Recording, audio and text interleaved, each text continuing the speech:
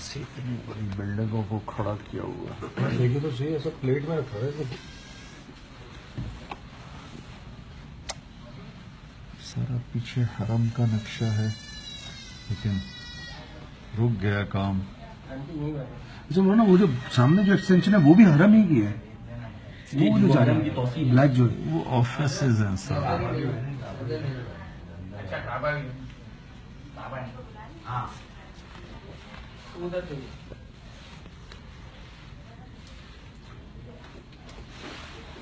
मजाक है इनके लिए, ये गिरा दो वो बना दो।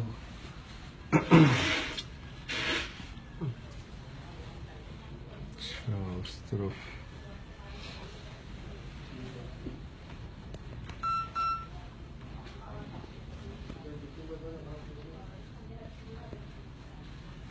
वहां तक आ रही है टैक्सी।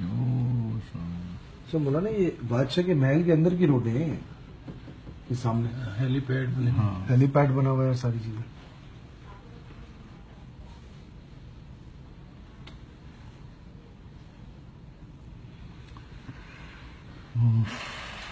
अल्लाह सुभान अल्लाह,